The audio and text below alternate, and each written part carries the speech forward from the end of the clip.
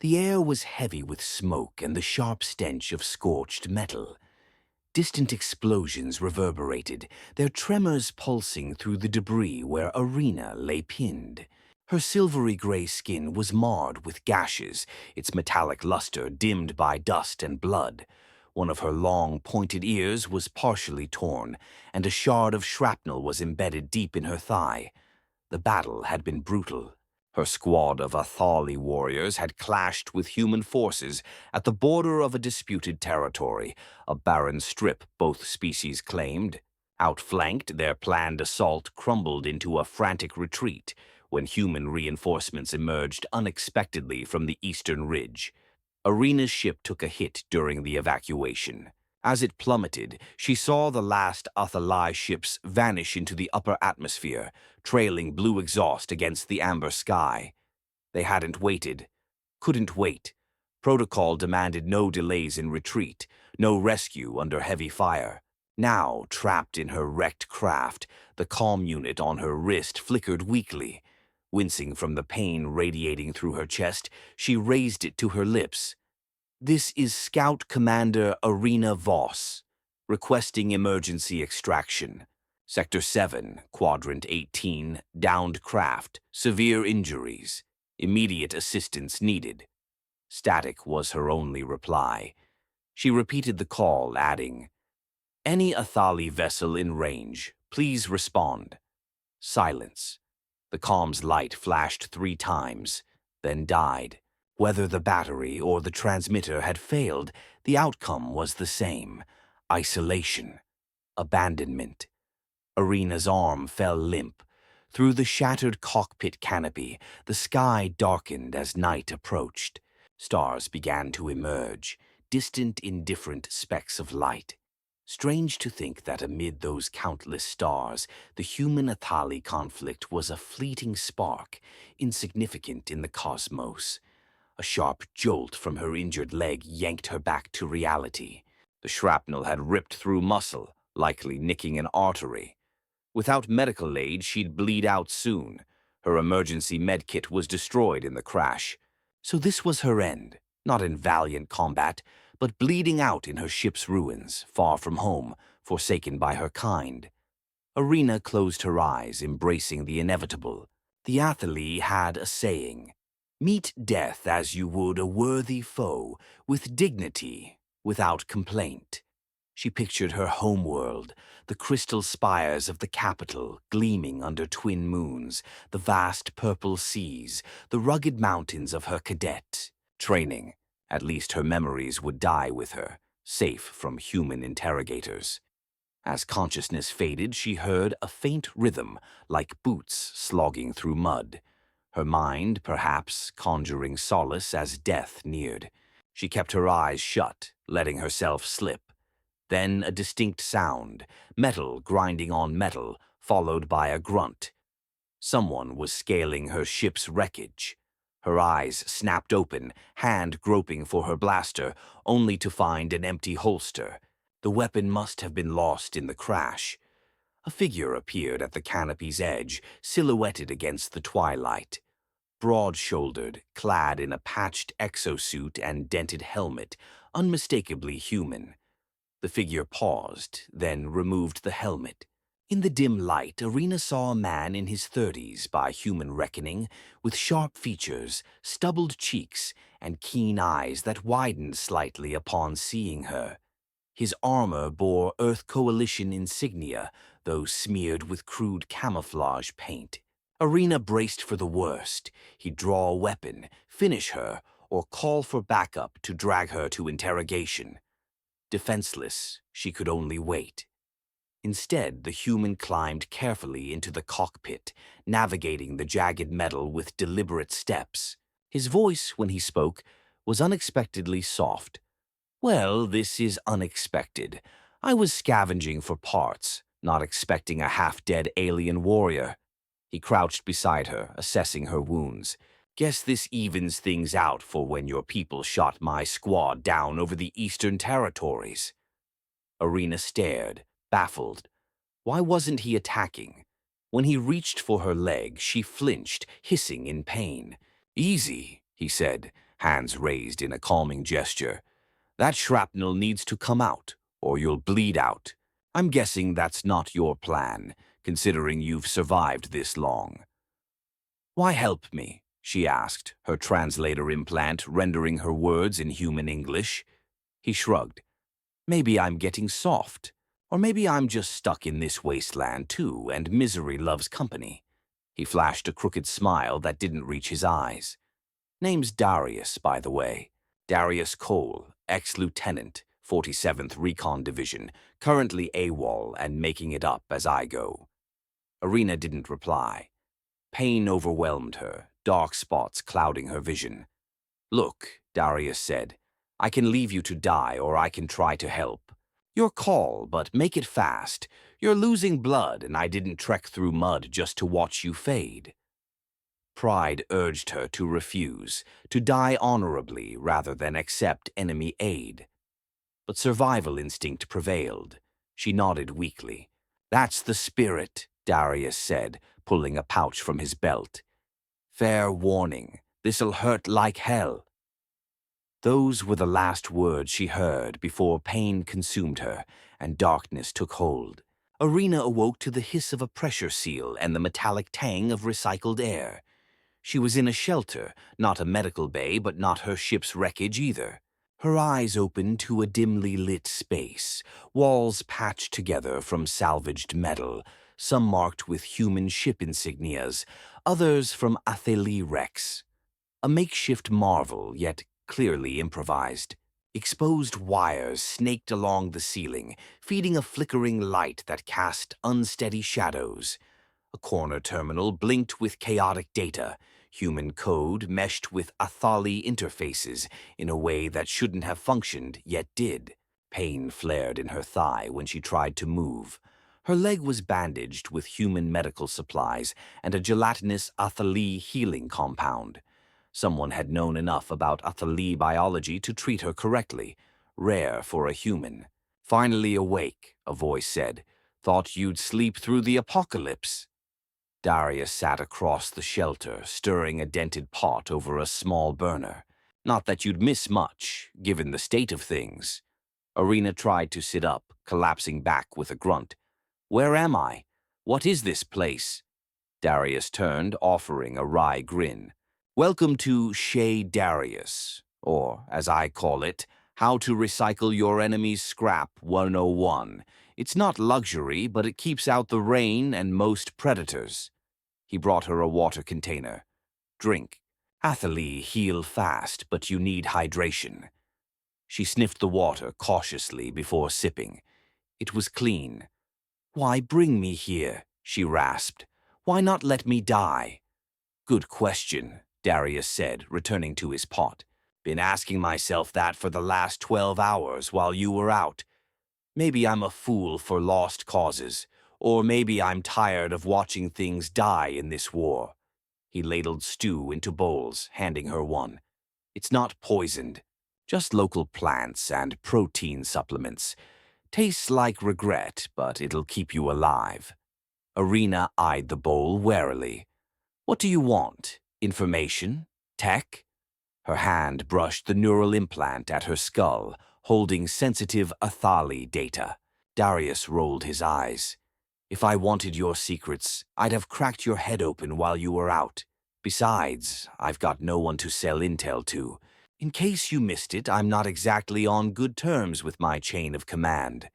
He sat across from her, eating. What I want? Company, maybe. Talking to yourself gets old, and you're better than the local critters. Arena remained skeptical. Humans were cunning, her training warned, saying anything to gain advantage. Yet this one had saved her. You said you're AWOL? What's that mean? Absent without leave, he replied. Military term for got fed up with the war and stopped clocking in. My transport crashed on a supply run. Pilot and crew died. I ejected, but by the time search teams came, I was listed as KIA. Easier to stay dead than trek 80 clicks through enemy territory to explain myself. He nodded at her. Your turn. Atali don't usually abandon their wounded. Big on honor, from what I've seen. Arena looked away. Protocol for emergency withdrawal. No delays, no rescues. The mission comes first. Sounds familiar, Darius muttered. Different uniforms, same nonsense. They ate in silence, the drip of a ceiling leak, and distant thunder the only sounds. Then Arena asked, "How'd you know to treat my wound? That healing compound is Athali military grade." Darius shrugged. Wasn't always a pilot. Did time as a field medic early in the war, treated some Athali prisoners. You learn quick when someone's bleeding out, no matter the species. Found the compound in a crashed Athali med transport a click east. Figured it'd work better than my human supplies. Arena nodded, processing. "Thank you," she said, the words alien on her tongue. Darius looked surprised, then nodded. "You're welcome. Just don't make a habit of crashing in my backyard. My goop supply's limited." A sudden whine pierced the air. A drone's propulsion system. Darius's demeanor shifted, humor gone. "Don't move," he whispered, flipping switches to kill the lights, plunging them into near darkness save for a faint emergency glow. "What is it?" Arena asked, though she knew. "Search drone," Darius murmured. "Sweeps this sector every few days. Usually flies over, but sometimes deploys ground units if it detects heat or signals." Arena struggled to sit up, pain flaring. "If it's Athali, I can identify myself." Darius cut her off. "Not Athali. Human military. Latest model. The kind that shoots first." The drone's whine grew louder, its shadow flickering through a viewport. They held their breath. Then a mechanical thud outside signaled a ground unit landing. Darius grabbed a battered rifle. "It'll scan for life signs." Arena's mind raced. Human drones targeted both species' signatures, survival for soldiers, death for enemies. If it found her, she was done. "Your scanner disruptor," she said. "Every human soldier has one." Darius shook his head. "Lost mine in the crash, and it wouldn't mask Athali signals anyway." Arena grabbed her damaged wrist device. "Mine might work, but it needs power." Darius glanced at it. "My emergency beacon's power cell could work, but our tech doesn't play nice. We'd need an adapter." The drone's mechanical whir grew closer. Time was short. Darius fetched the beacon. "You know Athali tech better. Can you make it work?" Arena studied the devices, calculating. "Hand me that toolkit." As he did, their fingers brushed, a fleeting moment of connection. Enemies united against a shared threat. Arena worked fast, using a laser tool to open both devices. "I'll link your beacon's power to my disruptor circuit. The polarity's tricky, but I can reroute it." Darius watched, impressed. Not bad for a scout commander. "And you know too much about Athali biology for a pilot," she shot back, focused. "We're both more than we seem." The drone beeped, starting its scan. "Hurry," Darius urged. Arena bridged the tech with a conductive scrap from the beacon. The disruptor flickered, then glowed blue. "It's working," she whispered, "but the range is short. It may not cover the shelter." Darius moved closer, rifle ready. "Then we shield us. 2 targets, 1 disruptor."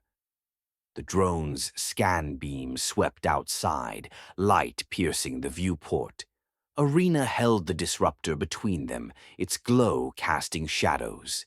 They were close, close enough to feel Darius's breath, to see the strain in his face. He wasn't the enemy she'd been trained to kill. He was just a man, scared, resolute, alive. The beam lingered over their position, then moved on. After an eternity, the drone's engines whined, fading as it left. Darius exhaled, lowering his rifle. Too close? Arena deactivated the disruptor, shifting away slightly. It worked. Human and Athali tech, saving us both. Ironic. Darius restored power, lights flickering on. Our tech cooperates better than we do.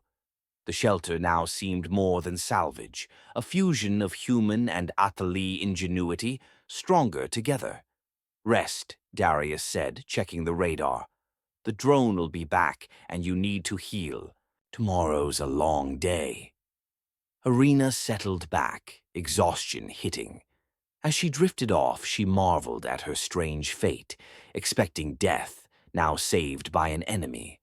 Survival, it seemed, meant adapting, accepting help from unlikely allies. What else might this partnership bring? Morning brought rain drumming on the shelter's roof. Arena woke alone, finding a note on scrap metal by her bed. Gone hunting.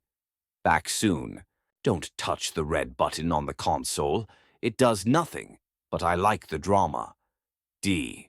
Despite herself, she smiled.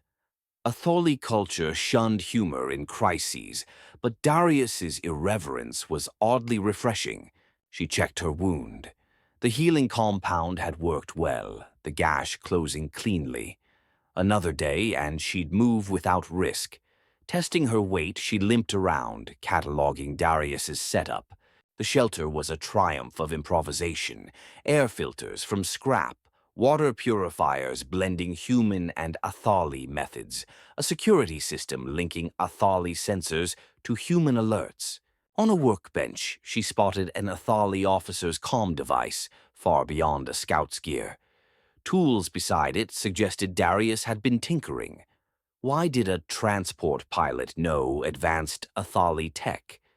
Suspicion lingered. The door hissed open, and Darius entered, shaking off a soaked poncho carrying a bag of plants and a small carcass. "Breakfast," he declared.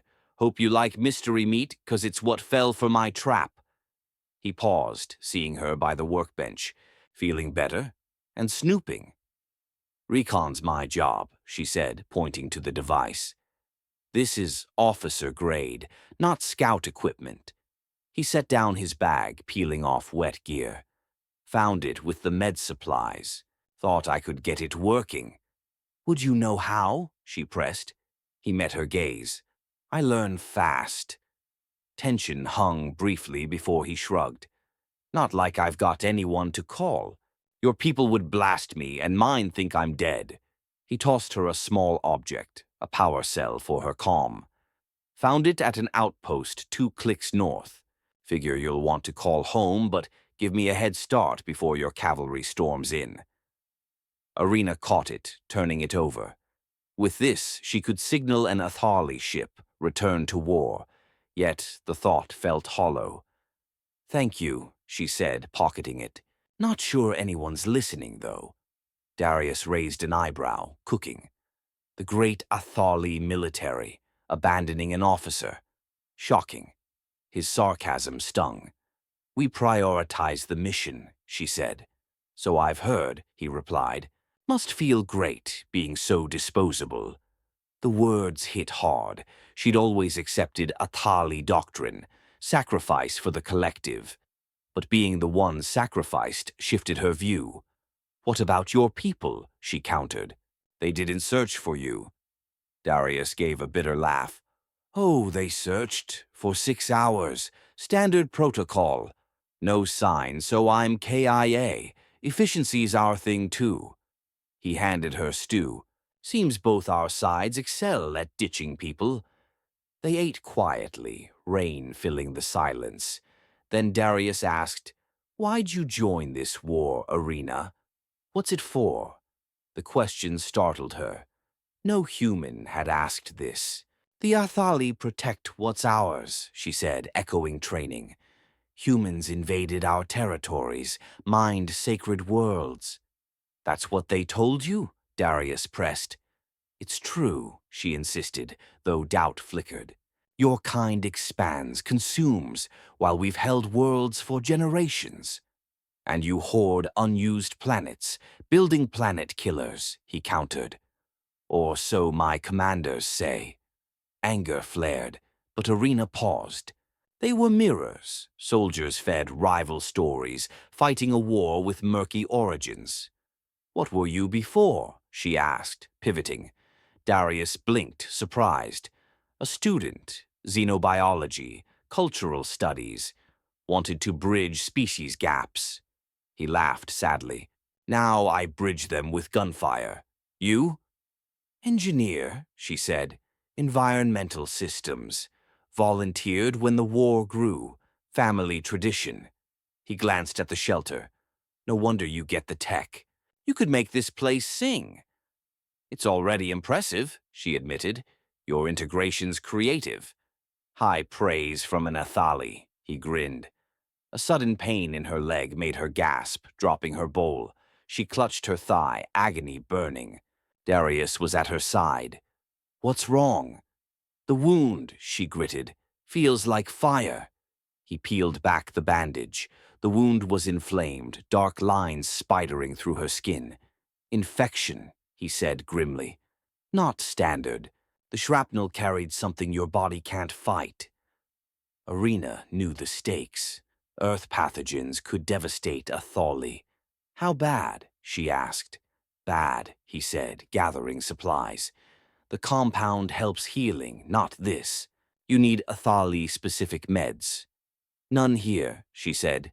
"Nearest base is too far." "Maybe not," he said. "The outpost with the power cell was a med station, not fully looted. Could have something." "You'd go back?" she asked. "Patrols, drones. It's risky." "Riskier than watching you die?" He packed a bag. "I've dodged detection for weeks. One more trip won't kill me." "Probably." "Why?" she asked. "I'm still your enemy." He paused, unreadable. "Are you? You're just someone hurting. Enemy is a label from people not here, fighting a senseless war." He checked his rifle, heading out. "Rest. Elevate the leg. I'll be back." "Darius," she called. "Be careful." He smiled faintly. "Worried. Progress. Next, we'll braid friendship bracelets." The door sealed, leaving her with pain and tangled thoughts. Hours blurred as fever warped time. Memories flooded. Training in her homeworld's mountains, her first flight, her family's pride at her commission. Mingled were newer images. Darius bandaging her, their shared dread during the drone scan, their odd camaraderie. The door hissed, and Darius's urgent voice cut through. "It's worse than I thought. Infection spreading." She opened her eyes to see him holding an injector with blue liquid. "A Thali antibiotic, military grade. Needs to go in the wound." Focusing through fever, she asked, "How'd you get it?"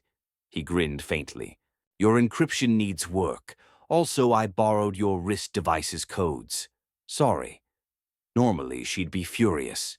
Now she felt only gratitude. "Do it," she said, bracing. The pain was searing, like molten fire in her veins. She screamed, body arching. Darius held her down, steady with the injector. "Almost done. Stay with me." The world blazed white, then black as she passed out. When she woke, the burning had dulled. Rain tapped the roof, the shelter dim. How long had it been? Darius slumped asleep beside her, exhausted, clothes damp. Sensing her, he stirred, relief flooding his face. "Welcome back, feeling." "Like a war beast stomped me," she croaked. "But alive." He handed her water. "Fever broke 6 hours ago. Another day you'll move without tearing the wound." She studied him. "You look awful." He laughed tiredly. "Thanks. Breaking into Athali med stations isn't a spa day." "You risked too much," she said. "Why?" The question lingered, heavy. He shrugged, deflecting. "Maybe I hate dining solo, or I've got a thing for grumpy Athali who insult me post-rescue."